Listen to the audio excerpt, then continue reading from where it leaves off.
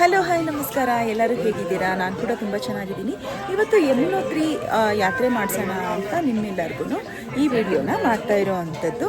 ನಾನಿವಾಗ ನಡ್ಕೊಂಡು ಹೋಗಬೇಕು ಅಂತ ಅಂದ್ಕೊಂಡಿದ್ದೆ, ಟು ಬಿ ಫ್ರ್ಯಾಂಕು. ಆದರೆ ನನಗೆ ಸ್ವಲ್ಪ ಹೆಲ್ತ್ ಇಶ್ಯೂ ಆಗಿದ್ದರಿಂದ ನಾನು ಡೋಲಿನ ಸೆಲೆಕ್ಟ್ ಮಾಡಿಕೊಂಡೆ.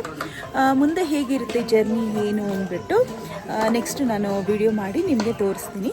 ಬನ್ನಿ, ಹಾಗಿದ್ರೆ ವಿಡಿಯೋನ ಯಾಕೆ ಲೇಟ್ ಮಾಡೋದು ಸ್ಟಾರ್ಟ್ ಮಾಡೋಣ. ನಾವಿಲ್ಲಿ ಬಾರ್ಕೋಟಿಂದ ಯಮುನೋತ್ರಿಗೆ ಬಸ್ಸಲ್ಲಿ ಪ್ರಯಾಣ ಮಾಡಿದ್ವಿ ಬೆಳಗಿನ ಜಾವ 4 ಗಂಟೆಗೆ.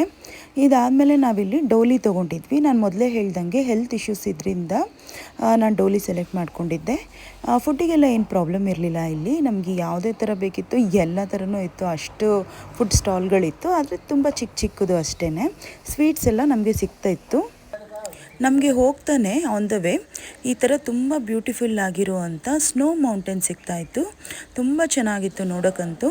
ಟೆಂಪ್ರೇಚರ್ ಅಂತೂ ತುಂಬ ಕಮ್ಮಿ ಇತ್ತು ಅಂತ ಹೇಳ್ಬೋದು. ನನಗೆ ಎಷ್ಟು ಸಾಧ್ಯನೋ ನಾನು ಅಷ್ಟು ಕ್ಯಾಪ್ಚರ್ ಮಾಡಿ ನಿಮಗೆ ತೋರಿಸೋಣ ಅಂತ ಈ ವಿಡಿಯೋನ ನಾನು ಮಾಡಿಕೊಂಡಿದ್ದೆ.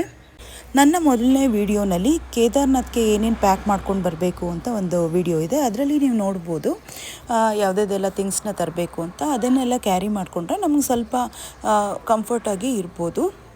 ಇಲ್ಲಿ ನಮಗೆ ಹೋಗೋಕ್ಕೆ 3 ಆಪ್ಷನ್ ಇರುತ್ತೆ. ಒಂದು ಡೋಲಿ, ಒಂದು ಕುದುರೆ, ಇನ್ನೊಂದು ಬಂದು ವಾಕು. ಅದು ಬಿಟ್ಟರೆ ಏನೂ ಆಪ್ಷನ್ ಇರಲ್ಲ ನಮಗೆ. ಫಿಸಿಕಲಿ ಫಿಟ್ಟಾಗಿರೋರು, ನಡಿತೀನಿ ಅನ್ನೋರು ವಾಕ್ ಮಾಡಿಕೊಂಡು ಸಹ ಬರ್ಬೋದು. ಒಂದು 7-8 ಕಿಲೋಮೀಟರ್ಸ್ ಆಗುತ್ತೆ. ಆದರೆ ಹೆಲ್ತ್ ಇಶ್ಯೂಸ್ ಇರೋರು ಯಾವುದೇ ಕಾರಣಕ್ಕೂ ಚಾನ್ಸ್ ತೊಗೊಳಕ್ಕೆ ಹೋಗಬೇಡಿ. ತುಂಬಾ ಕೋಲ್ಡ್ ಇರುತ್ತೆ ವೆದರು.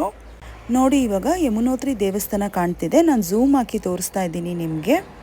ಆದರೆ ತುಂಬಾ ರಶ್ ಇತ್ತು. ನೀವು ಬೆಳಗಿನ ಜಾವ ನೀವೇನಾದರೂ ಸ್ಟಾರ್ಟ್ ಮಾಡಿದ್ರೆ ಜರ್ನಿ ನಿಮಗೆ ಸ್ವಲ್ಪ ಕಮ್ಮಿ ಇರುತ್ತೆ. ನೋಡಿ, ಒಂದು ಫೋಟೋ ತೊಗೊಳ್ಳೋದಕ್ಕೂ ನಮ್ಗೆ ಚಾನ್ಸ್ ಇರಲಿಲ್ಲ, ಅಷ್ಟು ರಶ್ ಇತ್ತು. ಯಮುನೋತ್ರಿ ತಾಯಿದು ಫೋಟೋ ತೊಗೊಳ್ಳೋದಕ್ಕೆ ನಮಗೆ ಅನುಮತಿ ಇರಲಿಲ್ಲ ಕ್ಯಾಮ್ರಾ.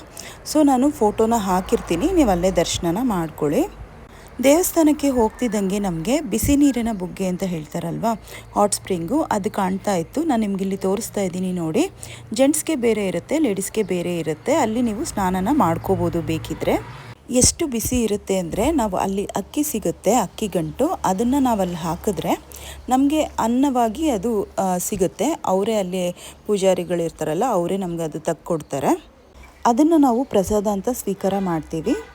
ಈ ಕುಂಡಕ್ಕೆ ಸೂರ್ಯಕುಂಡ ಅಂತ ಹೇಳ್ತಾರೆ. ಪ್ರಕೃತಿ ಎಷ್ಟು ವಿಸ್ಮಯವಾಗಿದೆ ಅಲ್ವಾ.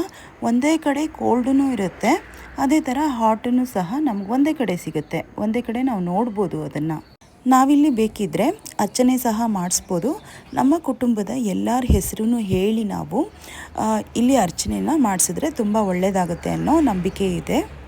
ನಾವು ಸಹ ಅರ್ಚನೆನ ಮಾಡಿಸಿದ್ವಿ ಇಲ್ಲಿ. ಇಲ್ಲ ನಾವೇ ಮನೆಯಿಂದ ಅಕ್ಕಿ ತಂದುಕೊಟ್ರು ಸಹ ಇಲ್ಲಿ ನಮಗೆ ಅಲ್ಲೇ ಡೈರೆಕ್ಟಾಗಿ ಹಾಕಿ ತೋರಿಸ್ತಾರೆ. ಹೊರಗಡೆ ನಾವಿಲ್ಲಿ ಬಂದ ಮೇಲೆ ಯಮುನೋತ್ರಿನ ಇಲ್ಲಿ ನೋಡ್ಬೋದು. ಜೊತೆಗೆ ಇಲ್ಲಿ ಹೊಗೆ ಬರ್ತಾ ಇದೆ ನೋಡಿ. ಎರಡೂ ಸಹ ಒಟ್ಟಿಗೆ ಇರುತ್ತೆ, ಅದನ್ನು ಸಹ ನಾವಿಲ್ಲಿ ನೋಡ್ಬೋದು. ಆದರೆ ಪ್ರಕೃತಿನ ತುಂಬ ಗಲೀಜು ಮಾಡ್ತಾ ಇದ್ದಾರೆ. ಅಲ್ಲೇ ಬಟ್ಟೆ ಎಲ್ಲ ಹಾಕ್ಬಿಟ್ಟಿದ್ದಾರೆ ನೋಡಿ. ನಾನು ನಿಮ್ಮ ವಿಡಿಯೋನಲ್ಲಿ ತೋರಿಸ್ತಿದ್ದೀನಿ. ಯಾರೂ ಸಹ ಬಂದಾಗ ಈ ತಪ್ಪನ್ನ ಮಾಡೋಕ್ಕೆ ಹೋಗಬೇಡಿ. ಚಾರ್ಧಾಮ್ಗಳಲ್ಲಿ ಇದು ಒಂದು ಧಾಮ್ ಆಗಿದೆ. ಪ್ರತಿಯೊಂದು ಧಾಮನು ತುಂಬ ಪವಿತ್ರವಾಗಿದೆ. ಆದ್ದರಿಂದನೇ ಇದಕ್ಕೆ ಪುಣ್ಯಭೂಮಿ ಅಂತ ಹೇಳ್ತಾರೆ. ನೆಕ್ಸ್ಟ್ ನಾನು ಯಾವ ಟೆಂಪಲ್ಗೆ ಹೋಗ್ತೀನಿ ಏನು ಅನ್ನೋದನ್ನು ನೆಕ್ಸ್ಟ್ ವಿಡಿಯೋದಲ್ಲಿ ನಾನು ಅಪ್ಡೇಟ್ ಮಾಡ್ತೀನಿ. ಯಾರೂ ವಿಡಿಯೋನ ಮಿಸ್ ಮಾಡ್ಕೊಳ್ಳೋಕ್ಕೆ ಹೋಗಬೇಡಿ. ತುಂಬ ಇನ್ಫಾರ್ಮೇಟಿವ್ ಆಗಿರುತ್ತೆ. ಜೊತೆಗೆ ಒಳ್ಳೆ ವಿಷಯನ ನಾನು ನಿಮಗೆ ತಿಳಿಸ್ಕೊಡ್ತಾ ಹೋಗ್ತೀನಿ. Thanks for watching.